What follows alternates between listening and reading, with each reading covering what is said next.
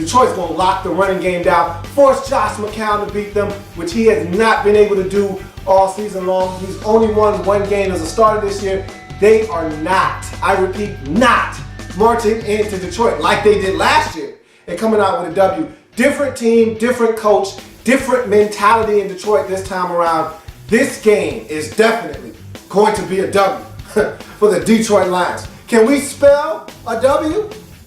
Yeah, I think we can. The W exists in Detroit this week. That's who you need to ride with. I know I'm getting in the car and I'm riding with the Detroit Lions. I don't know about you, but that's the team that's going to get it done in week number 14. Just in case you don't believe me, I'll run down the rest of the games just so you know that there's not a better option in week 14 for you to take to get you to week number 15 in your Soul Survivor pool. So we'll move on. You know I want that trust. It's all about trust. Gotta have it. And so, let's break the rest of these games down quickly. Giants at Tennessee. Look, the Giants couldn't even go to Jacksonville last week and win. So what makes you think they're going to win in Tennessee? They probably will, but you can't be sure of that. They're on a 7-game losing streak. No way. You move on to the next game. Baltimore at Miami. Ravens are desperate. So are the Dolphins. Both of these teams sit at 7-5. Does that sound like a game you're supposed to be picking from? Absolutely not. Move on. Jets at Minnesota. This one stinks because Minnesota is a team that at home plays some solid football. We saw them beat up Carolina last week at home, but the Jets play defense. They don't do much else, but they play defense. And for a team like Minnesota that's kind of sketchy on offense at best, this could easily turn into a 13-10 showdown. I don't want to be on the wrong side of that. I'm moving on to the next matchup. Carolina at New Orleans. If these two teams say they ain't did it, then they ain't did it. But if they did, well, that's family business. Next, go on to the next matchup. St. Louis at Washington. Man, the Rams put up 52 on the skulls of the Oakland Raiders last week. The Indianapolis Colts put 49 on the Redskins last week. This could get ugly. This could be one of those games where, oh yeah, no way the Redskins win. Then the Redskins can show up and get it done in this game. You just never know. You're talking about two sub-500 teams. You know how I feel about relying on a sub-500 team to do anything, man. Nope, not doing it. Next game, please. Houston at Jacksonville. More family business. The better team is on the road, so that's a double whammy. You're going on the road looking for a winner within the division.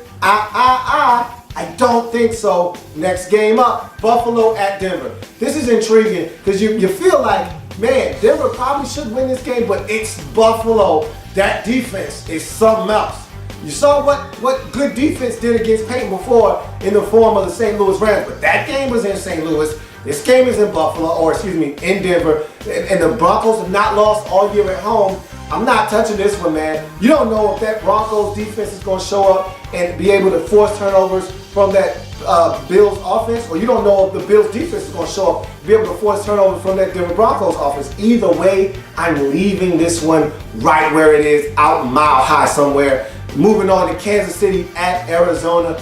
Two teams right now on slides trending in the wrong direction. Both of these teams playing good football at one point. Both of them on 2-game losing streaks. Both of them need this game in the worst way.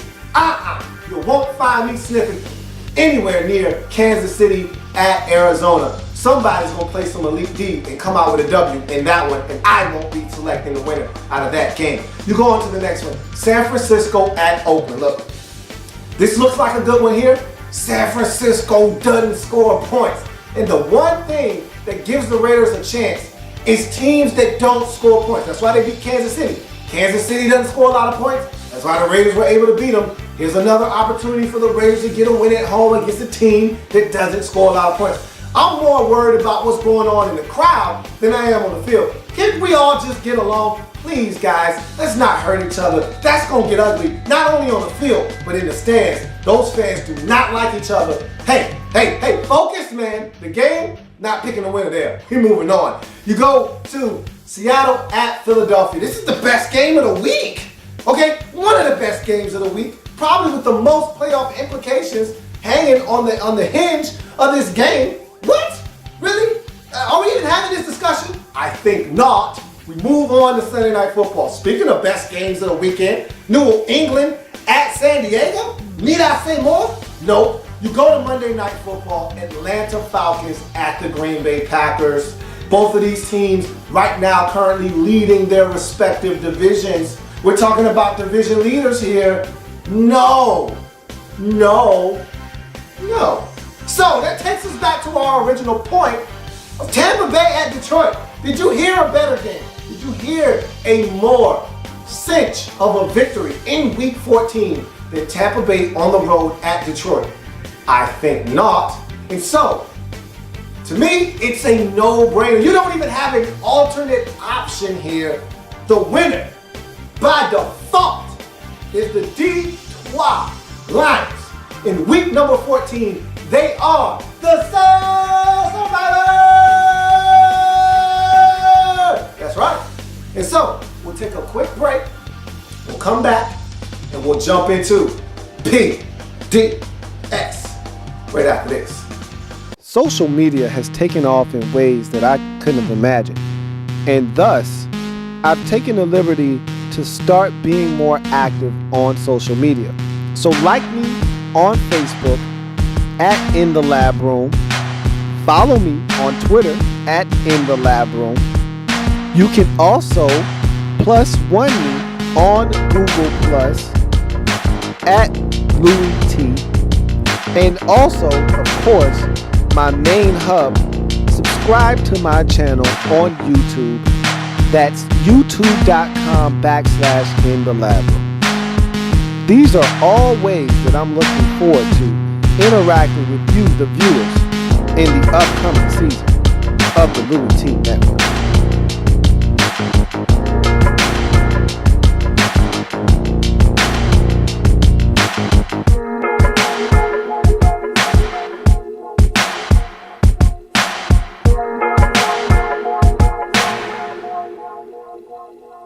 Welcome to Name That Smack! the show where if you're whack, you get smacked.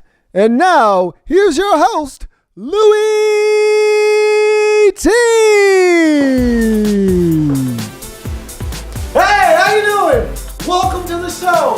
Name That Smack! I am your host with the most, Louie T.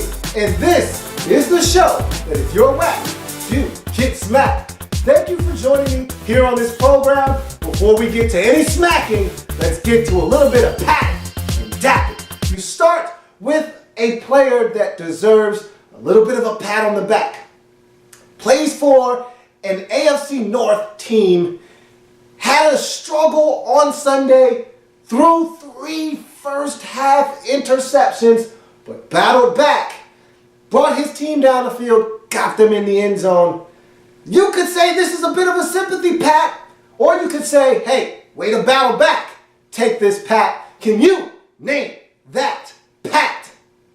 If you said Andy Dalton, you are correct.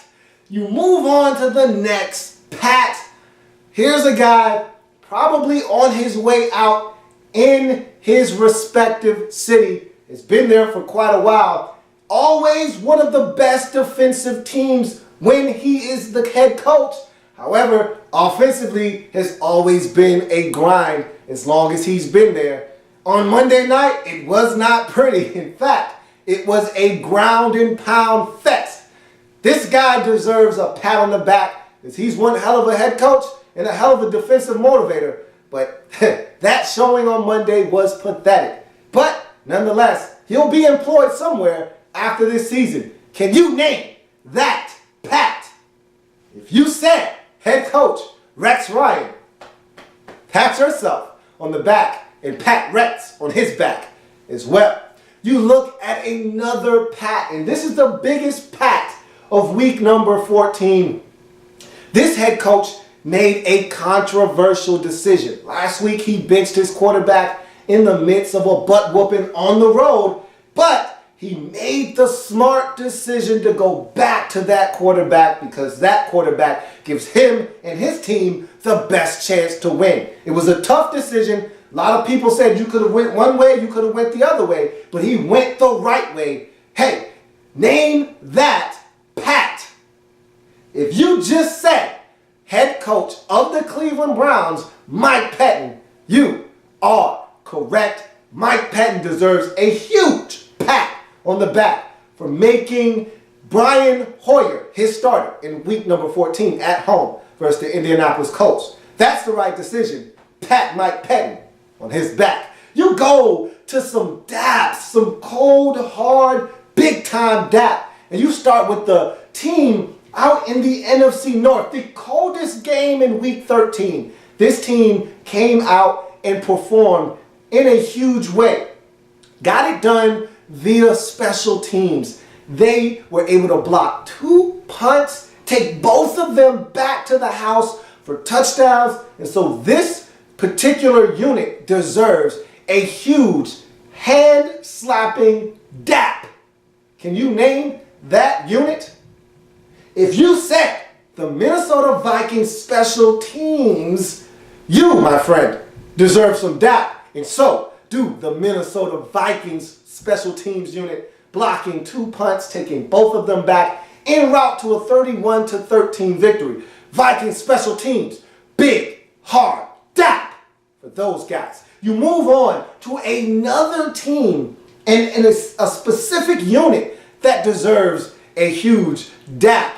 This team racked up 49 points en route to a huge home blowout victory where the offense only had 47 plays yet generated 49 points, averaging a whopping 10.1 yards per play, amassing well over 400 yards, 200-yard receivers, and a quarterback that almost threw for 400 yards. If you can name that dap, you're a special individual.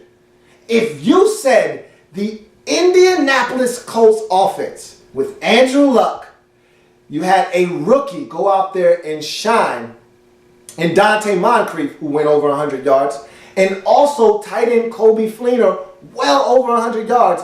Fleener with a 73-yard touchdown catch, Moncrief with a 79-yard touchdown catch. If you said the Indianapolis Colts offense, you are on the money. They get some big-time Indiana dap from your man, Louie T. You move on to the next dap. Hey, this is a guy that doesn't get dap very often, so when dap is due, dap is given. He's a big man, bearded-wise, in this division where there aren't many good teams, but he was able to beat up on one of those bad teams within the division and get it done in one of his ex-teams, as a matter of fact, to the tune of 6 touchdown passes. He won't get many more days in the sun like this one. So I think it's only fair that we give up some huge, big-time Texas dap to one.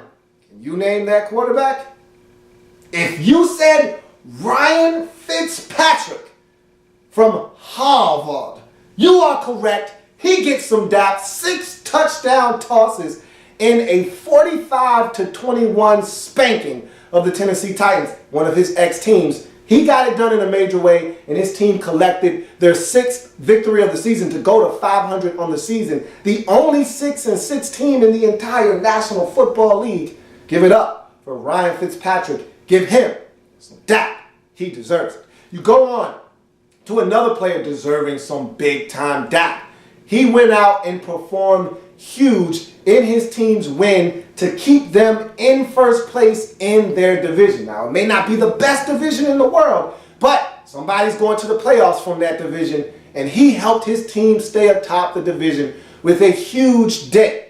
Was able to baptize one of the best corners in the league, and he did it in a major way. Who is that player? Can you name that dap?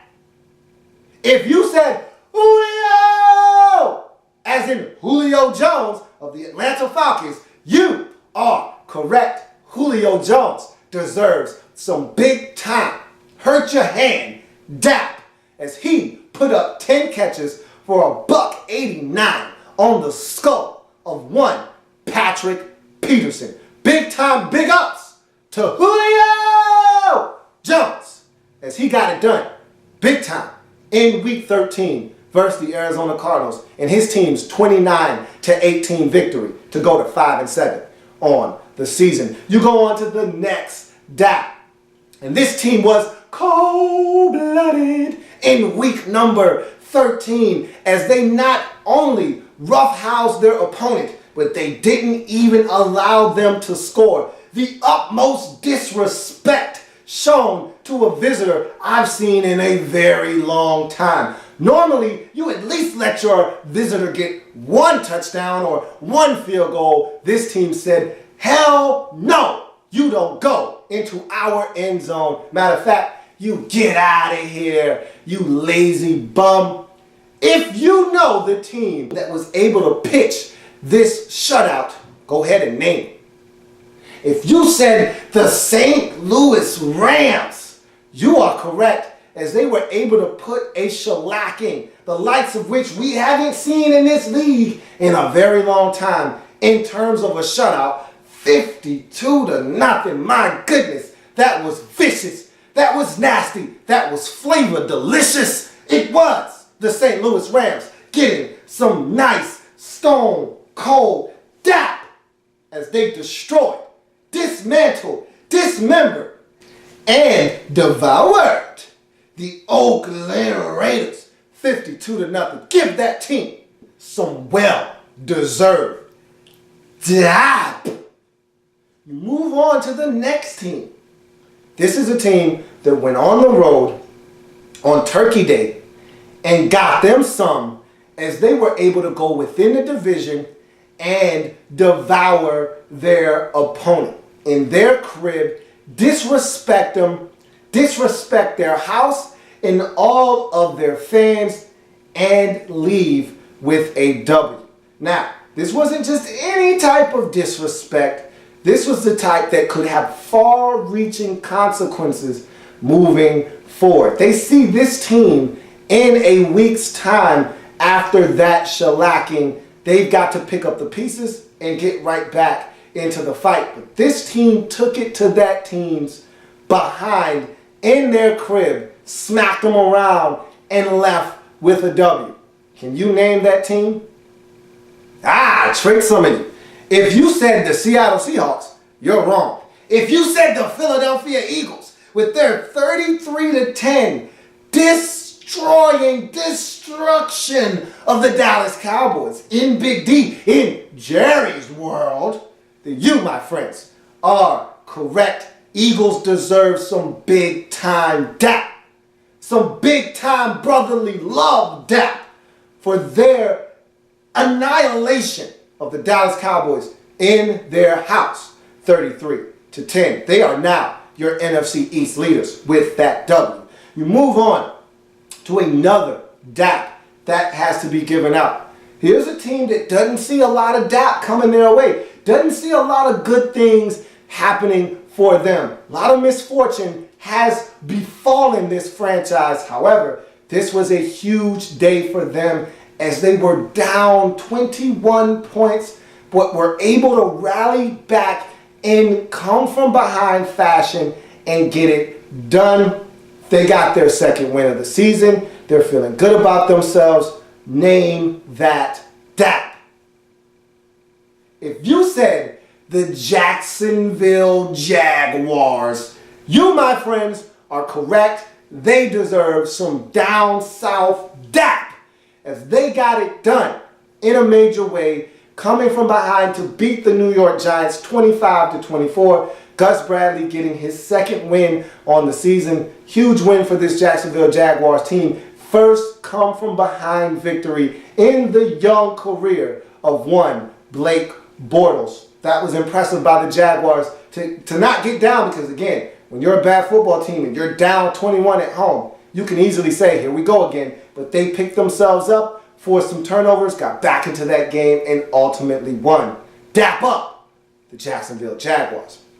And finally, our last dap of the day goes to another team that was a road warrior. This time, this team trailed the entire game, found a way to battle back. They were down 10 points with less than 7 minutes to go on two separate occasions and yet found a way to come back and win the football game. This team fights tooth and nail to the end and finds a way to get it done. Their quarterback is their general and leader, and he found a way to rally this team back despite being down the entire game. Sans for 38 seconds, which was the most important 38 seconds of the game. Can you name that AFC West team that got it done in week number 13? If you said the San Diego Superchargers, then you are correct, as that is the team that is in line for some big-time AFC West dap. Keep in mind, the Ravens, since 2002, are 11-0 versus AFC West opponents. Have not lost a single game to anybody traveling from out west to M&T Bank Stadium. Well, Chargers snap that streak, get an improbable win, 33-34 in Baltimore, and probably what was the most exhilarating game of the day.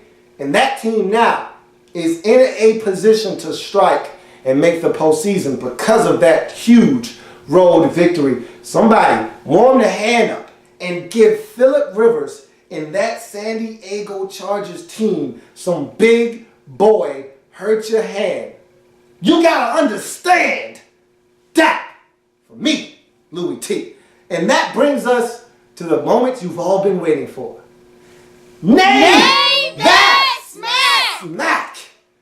Now, the first team on the chopping block is one that went on the road and pissed their pants.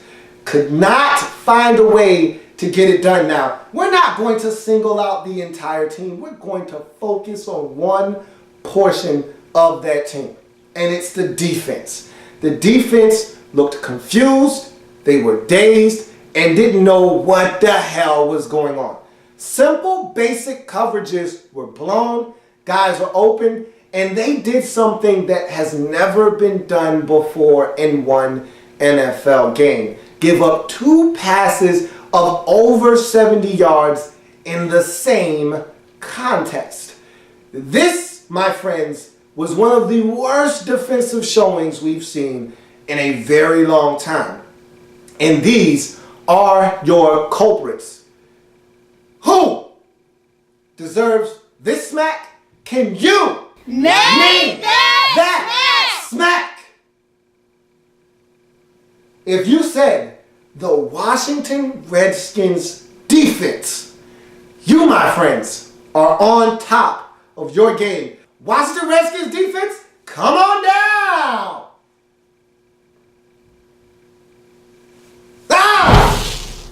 Next is a team that was at home playing a hated rival on Thanksgiving.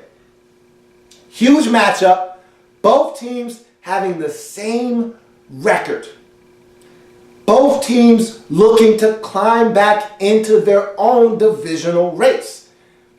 Each team looking to try to get themselves a chair in the musical chairs race known as the NFC playoffs. Playoffs? Playoffs? This team is just looking to win another game. And by the way this unit looks, be hard-pressed to find another W for this football team because of this morbidly bad unit. Can you name that smack? If you said the San Francisco Treat offensive unit, if you said the 49ers, oh, you already know what's going on. San Francisco offense, come on down. Ha! The next victim on Name That Smack was a guy that ran his lip in week number 13. Talked about his exploits in college and how he shut this player down when they played in the same conference. Well, let me deliver a message to you, buddy. This isn't college. This is the NFL. And you got schooled in this game. I've talked about this guy as not being one of the best 5 corners in this league. In fact, I said he's more of a top 10 corner, not a top 5 corner. Don't think he's anywhere near one of the best in this league. And so he got baptized in week 13 by one Louie. Can you Name that smack! Smack! Oh, yes, you can. That's right. Come on down, Patrick Peterson.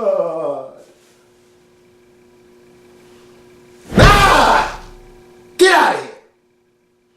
Next up on the docket, here's a football team riding a 7-game losing streak, and it's been ugly. No loss, however, was uglier than the one they suffered on Sunday. Up 21 on the road, they looked like everything was about to be A-OK for this struggling football team. They were going to finally call themselves a winner in week 13. For 1 week, they wouldn't be the worst team in their division. For 1 week, they weren't going to have to answer any questions about their head coach getting fired. For 1 week, they were going to be a winner. And then somebody turned out the lights. They started turning over the football. They end up losing 25-24. Can you Name that smack! Smack? Of course you can. We're talking about the New York Football Giants. G-Men, come on down. Ha! Next up, we have another football team that absolutely embarrassed themselves. But you know what? For this football franchise, embarrassment is their middle name. So this comes as no shock nor surprise to anyone. When you lose 52-0, you deserve to be smacked the hell out of. And this team, despite getting their first win of the season just a week ago, didn't know how to handle the success of winning. In fact, they went out and laid an egg. Not just any type of egg, a goose egg on the road where they were just beat to a bloody pulp. That's not really what you want to see from a team taking on an intrastate rival coming up in the next week. Don't know what they're going to do for an encore after that, but that was one giant ass whooping that they took at the hands of the St. Louis Rams. Can you name that smack? We all know who it is. The Oakland Raiders. Come on down.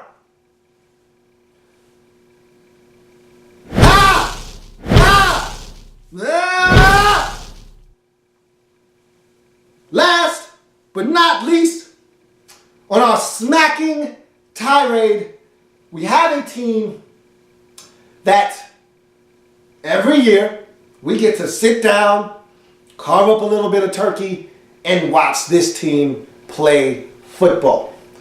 And usually the NFL does a great job of tossing them a nice layup so that they get it done in front of the national stage and don't embarrass themselves. Normally, it's the Bears, it's the Raiders, it's the Dolphins, some poor, pathetic team in that particular season that's not any good, that team can beat up on so that they look good in front of the national media and stage. Well, didn't quite work out that way this year. Had a family member come over to the house, as we all know, it's Thanksgiving. what better time of the year than to share it with the ones you love? And they invited a family member over their house, and that family member made themselves right at home.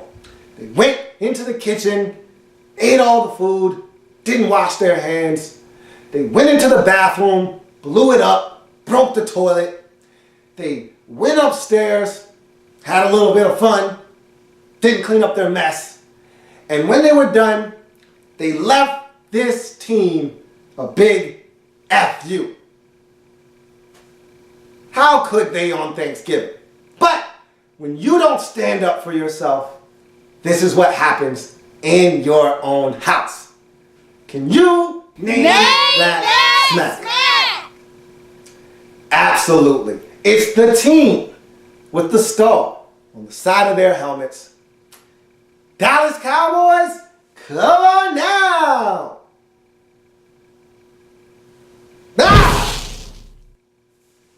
And that's going to do it for this installment of Name That Smack! I've been your host, Louie T. Thank you for joining me. See you next time, where if you're whack, you get smacked. Have a good one. See you next time.